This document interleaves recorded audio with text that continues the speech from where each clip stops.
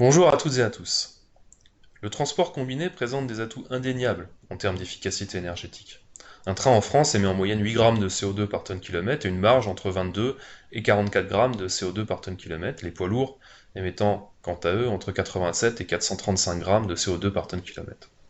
Pour prendre un exemple, si on considère un transport de marchandises de 760 km, c'est-à-dire 80 km de route pour acheminer les marchandises vers un terminal de transport combiné, 600 km de transport par voie ferroviaire, fluviale ou maritime vers un second terminal de transport combiné, et 80 km de route pour arriver à destination, pour le post-acheminement, sur ce type de trajet, donc de 760 km, un train qui émet 3 tonnes de CO2 transporte autant de marchandises que 45 poids lourds qui émettent 44 tonnes de CO2, une barge qui émet 36 tonnes de CO2 transporte autant de marchandises que 125 poids lourds qui émettent un peu plus de 120 tonnes de CO2.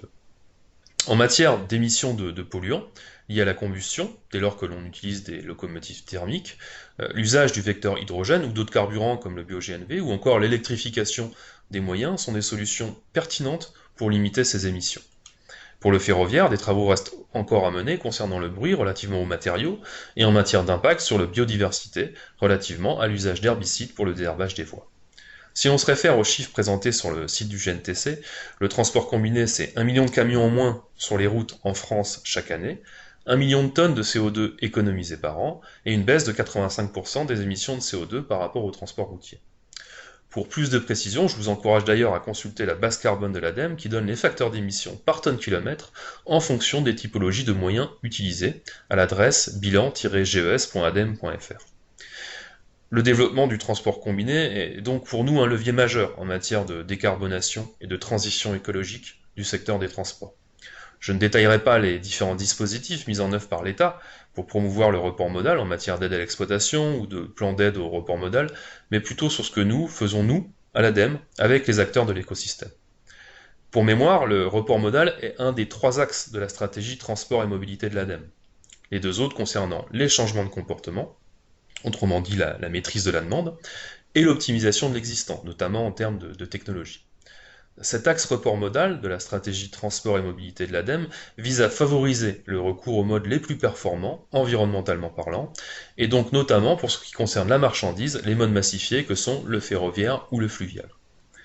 Pour rendre concret notre engagement sur le sujet, nous avons d'ailleurs mis en œuvre avec le GNTC une convention de partenariat structurée autour de 4 axes. Un premier axe visant à contribuer à créer un observatoire du transport combiné, afin de fournir des indicateurs et de données statistiques pour le secteur. D'ailleurs, des travaux vont très prochainement commencer sur ce sujet de création d'un observatoire. Un second axe pour réaliser des actions d'information et de communication. Un troisième axe afin de contribuer au lancement de nouvelles études, par exemple pour réfléchir à des incitations ou à de nouveaux types de financement pour faciliter l'émergence de nouvelles lignes. Et un quatrième axe visant à favoriser l'innovation dans le secteur du transport combiné. L'ADEME est aussi impliquée sur la question du report modal dans le cadre du programme de certificat d'économie d'énergie EVE, engagement volontaire pour l'environnement des acteurs du transport de marchandises et de voyageurs, aux côtés de la DGITM, de la DGEC, d'EcoCO2 et des différentes organisations représentatives du secteur que sont la FNTR, OTRE, TLF, la CGI, la UTF et la FNTV. Au travers des 3 dispositifs, Objectif CO2, EVCOM et Fret 21 qui composent ce programme, des actions sont mises en avant pour promouvoir le report modal vers les modes ferroviaires et fluviaux. Et nous souhaitons renforcer notre implication sur le sujet du report modal, pourquoi pas dans le cadre de nouveaux programmes de certificats d'économie d'énergie à construire. Des travaux ont aussi été menés de manière conjointe avec les services du ministère de la Transition écologique et de tout l'écosystème des ports français pour l'élaboration d'une stratégie nationale portuaire mettant aussi en avant la pertinence du recours au transport combiné.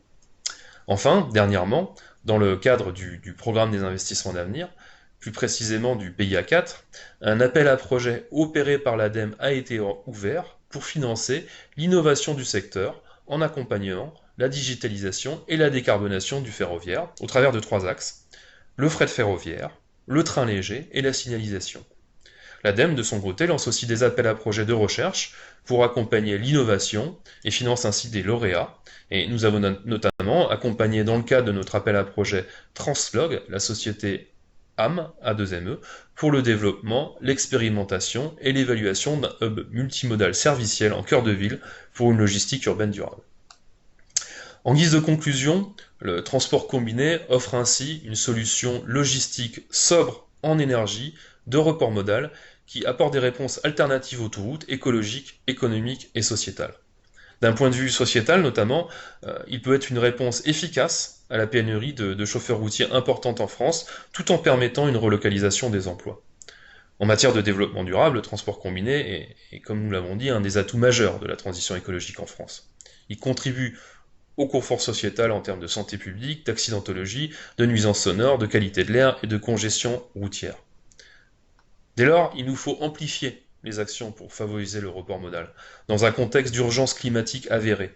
Il nous faut tous, État, opérateurs de transport, donneurs d'ordre, faire plus et plus vite sur la question du report modal, afin d'en faire un levier puissant en matière de transition écologique du secteur des transports.